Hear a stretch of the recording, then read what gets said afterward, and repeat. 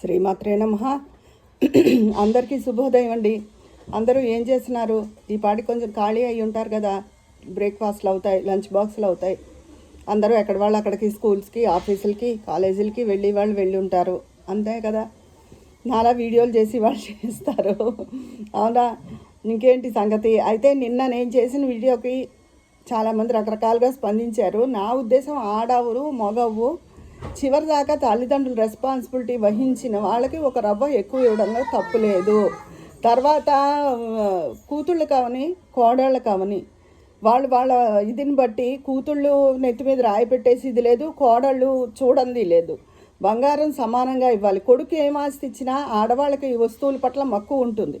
తర్వాత కొడుకు ఆఫీస్కి వెళ్ళిపోతాడు, మనకు కాఫీ ఇచ్చినా వంట చేసి పెట్టినా ఏం చేసినా కోడలేగా చేసేది. ఇంటి కోడలను బట్టే ఇల్లు ఆధారపడి ఉంటుంది, అదే అని కొడుకుని బట్టి కాదు. అందుకని కోడలు కూడా మనకు అన్నీ చేస్తున్నప్పుడు కోడలికి బంగారం ఇవ్వడంలో ఏమీ తప్పు లేదు. నేను నిన్న చెప్పాను, మా అమ్మగారు మాకు అలాగే పంచారు అని చెప్పి. అందుకని అంతేగాని కోడళ్ళ ఆస్తులు కొడుకులకి ఇచ్చేసాం కదా అని చాలామందికి ప్రాణం ఒప్పదు కోడళ్ళకి ఇవ్వడానికి. కోడళ్ళు అంటే వాళ్ళు వేరే, కొడుకులు డబ్బిచ్చాం కదా దాంతో వాళ్ళు సుఖపడిపోతారు అని.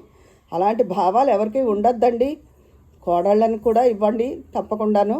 తర్వాత మీరు కూతురే ఎక్కువ చూసిందనుకోండి, మీ కూతురు ద్వారానే మీ రోజులు వెళ్తే కూతురుకి ఇచ్చుకోండి. అలాగే కాకూడదు, సమానంగా ఉండి. కొంతమంది ఎవరి చేత చేయించుకోరు, వాళ్ళే వెళ్ళిపోతారు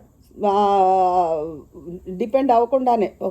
డిపెండ్ అంటే ఫైనాన్షియల్గానే కాదు, ఓపిక తగ్గాక ఒకళ్ళ మీద పిల్లల మీద ఆధారపడాలి కదా. అలా లేకుండా వెళ్ళిపోతారు, గొడవే లేదు. తర్వాత తల్లిదండ్రులు చేసే పెద్ద తప్పు ఇంకోటి ఉంటుందండి. నాకు వీళ్ళు ఇష్టం, నాకు వాళ్ళు ఇష్టం అని చెప్పి తేడా చూపిస్తారు. అది చాలా తప్పు, ఆడపిల్లల పట్ల అవని మగపిల్లల పట్ల అవని. అది ఏమవుతుందో తెలుసా? మీరు ఈరోజు ఉంటారు, రేపు వెళ్ళిపోతారు. పిల్లల మధ్య ఒక వైషమ్యాలు వచ్చేస్తాయండి. వాళ్ళనే ఎక్కువ చూశారు అని వాళ్ళకి విభేదాలు వచ్చేస్తాయి. రేపు పొద్దున్న జీవితాంతం కలిసి ఉండవలసిన వాళ్ళు ఒక మంచికైనా చెడ్డకైనా అన్నదమ్ములు అప్పచెల్లిళ్ళు అందరూ కలిసి ఉండాలి కదా.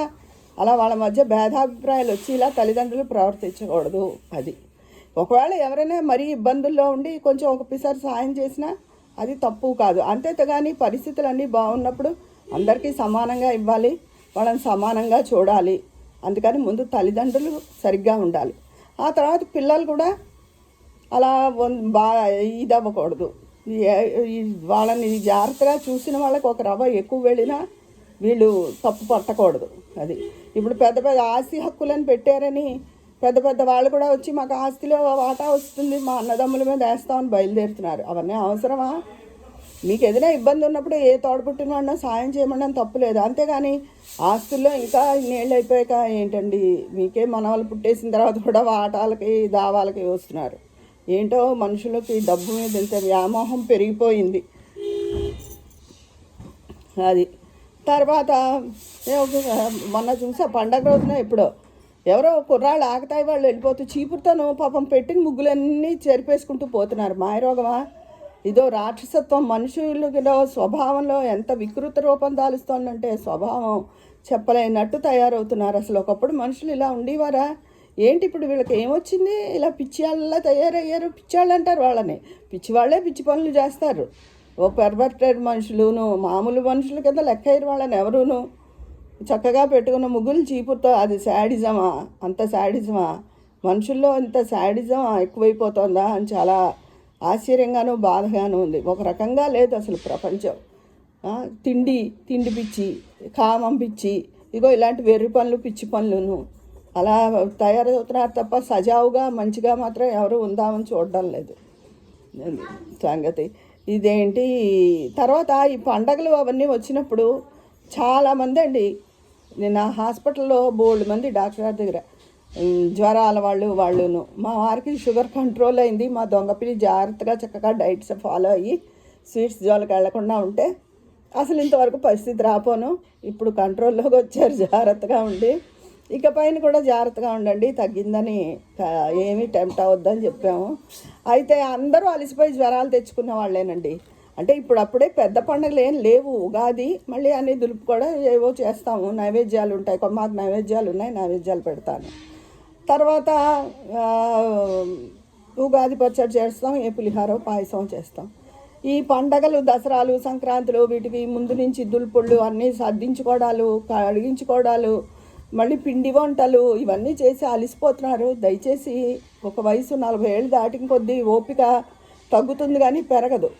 పిల్లలు పండుగలకు వస్తారు, తర్వాత వాళ్ళ ఉద్యోగాలు వాళ్ళ పనులకు వాళ్ళు వెళ్ళిపోతారు. మన దగ్గర ఉండి ఎవరు చేస్తారు? అందుకని అందరూ మళ్ళీ సంవత్సరం నుంచైనా పనులు తగ్గించుకుని సింపుల్గా ముందు నుంచి ఇల్లు కొంచెం కొంచెంగా సర్దేసుకుంటే ఒక్కసారి ఎక్కువ పని మీద పడదుగా. అలాగే పిండి వంటలు అన్నీ కూడా కొంతమంది మనకన్నా బాగా చేసి కొంచెం ఒక రవ్వ రేట్ ఎక్కువైనా మంచి రుచికరమైన పిండి వంటలు అందిస్తున్నారు. జంతికలు అలాంటివన్నీ ఆర్డర్ ఇచ్చేసుకోండి. మా అమ్మ ఏం చేసిన రుచి రాదు అంటారు కొంతమంది. సర్దుకుపోవడమేనండి జీవితం అంటేనే సర్దుకుపోవడం. సర్దుకుపోతే రేపు పొద్దున బాగుండిపోతే మంచాన పడితే ఎవడు చేస్తాడు? ఓపిక ఉండదు కదా. అందుకని అందరూ ఓపికగా ఉండండి. శక్తికి మించిన పని పెట్టుకోవద్దు. మీరు మీ భర్తకి వండి పెట్టుకునే ఓపికగా ఉండి కాస్త ఏ గుడికో బజార్కో సరుకులు మెల్లిగా తిరగగలిగేలా ఉండాలి. అంతేగాని ఇప్పటి నుంచి డిపెండ్ అయిపోతే ఎవరు చెయ్యరు. ఎవరి పనిలో వాళ్ళు చాలా బిజీ రోజులు. ఎవరి మీద మనం నిందలేము. పిల్లలందరూ ఆడ మగ అందరూ ఉద్యోగాలకు వెళ్ళిపోతున్నారు. ఎవరు చూస్తారు? అందుకని మన ఆరోగ్యం మన చేతుల్లో కాబట్టి జాగ్రత్తగా ఉండండి. ఇది నేను చెప్పేది. మీ అందరి అభిప్రాయం కూడా కామెంట్ బాక్స్లో తెలియజేసేయండి. మరి అక్కడ మాట్లాడుకుందామా? ఉంటాను. మీ స్నేహితురాలు విజయ పన్నాల.